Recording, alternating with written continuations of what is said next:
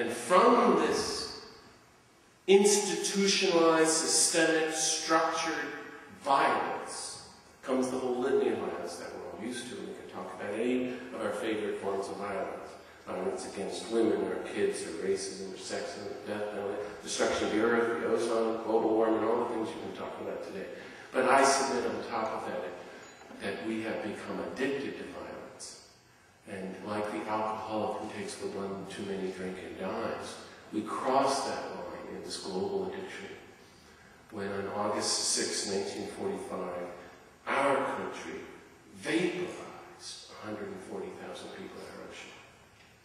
So I was standing at ground zero with all these relatives and the fireworkers, and I've been all over the world.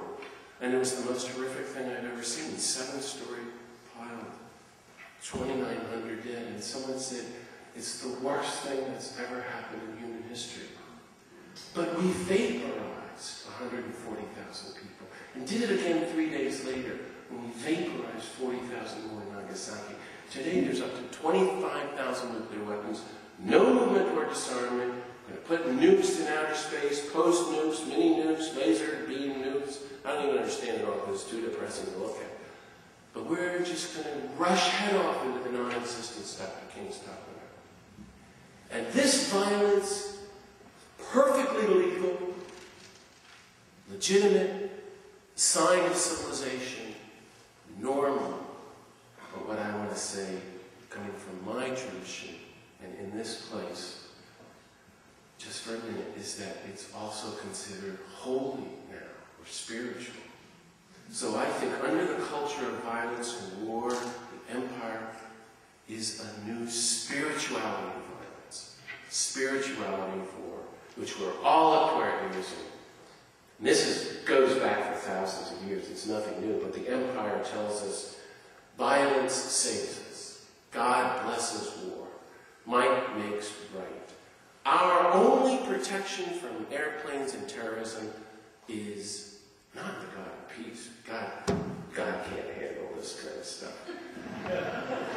Our weapons of mass destruction. The good news is not love your enemies, but we get to eliminate our enemies. Now we're getting somewhere. So you long ago throw out the Sermon on the Mount and you turn to the pagan Cicero and we're going somewhere now with the just war theory. Next thing you know, you got all these nice religious Christians waging holy wars called the Crusades, massacring people. Till today, in New Mexico, when the priest blesses the nuclear bombs at Los Alamos. This is reality. And we talk about a million different examples of it, like that general last year or the year before who preached in Texas about God. Remember, he was got publicity about God blessing the war. Or the other general who spoke about a month ago and said it's fun to kill. All these kinds of things. And this is the best thing we can do. It's everywhere. In the old days, the Christians used big, loaded words. We've long ago threw them out. Heresy, blasphemy, idolatry. That's what we're dealing with. We have to start naming this. This is heresy, blasphemy, idolatry. You have a private relationship with God, maybe go to church on Sunday, and then on Monday you can be like a Nazi and throw people into the gas chambers, or work at Los Alamos, or work at the Pentagon, or build nuclear weapons, or support war. So we can be the God-given savior of the country. And in terms of Christianity, I love Flannery O'Connor, the novelist, who that scary novel she wrote called Wise Blood, where she says someday, Hazel Moss' church without Christ, where the lame don't walk, the blind don't see, and the dead stay put. And that's where we are. The churches. The church without Christ. The empire wants it this way. They want us to be indifferent, silent, passive, powerless, all the stuff we've been talking about today. Especially the churches. There's nothing we can do. In fact, why don't we, the empire, instruct you on morality? That personal behavior over there, that's immoral. Distracting us from the massacre of 100,000 Iraqis. As that has nothing to do with morality, much less spirituality. But if you read that great speech of Dr. King's the night before he died, the last word of the Holy Prophet, this, it's all about hope if you read it carefully. Because he's saying this is the most exciting moment in history.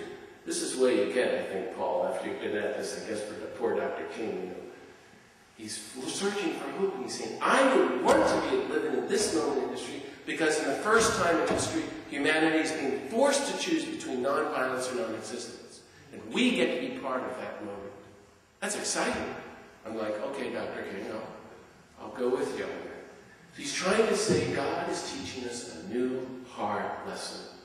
And I'm going to be so stupid here in the basic. Violence doesn't work. War doesn't work. Violence in response to violence can only and always will lead to further violence in the never-ending downward spiral. Jesus said it long ago. Those who live by the sword die by the sword. Gandhi says an eye for an eye just makes the whole world blind. You reap what you sow. What goes around comes around. The means are the ends. So war can never stop terrorism because war is the ultimate form of terrorism. War can only sow the seeds for further wars down the road. War can certainly never lead to peace. You know, that's Orwell's teaching. Or give us security. Or reconcile the human race. Or sow the seeds of justice. Or overcome evil. Or much less teach us and help us to be human or deepen the spiritual life. And that's why when we speak out against war from now on, in this work that we're engaged in till the day we die, we also not only have to denounce war, but the lie, the myth of the false spirituality of war, and come right out with it and really want to get in trouble and say, war is not the will of God. Wow, that's got me in the most trouble I've ever seen. You say, war is never blessed by God. I think war is never endorsed by any major religion. They go, just lay all the cards out on the table. I think war is the definition of mortal sin. Demonic, anti-human, anti-democracy, anti-life, anti-God, anti-Christ. Peaceful means are the only way toward a peaceful future and the God of peace. So, we want to go deep into the spiritual life and the life of peace. We have to renounce war and violence at every level and choose non-violence. So, you know, and this is my little contribution for us, is to explore what Dr. King and Mahatma Gandhi and Dorothy Day and the great peacemakers of our times have been trying to teach us. This clumsy, awkward word, which we just can't, the empire can't quite co-opt. Non-violence.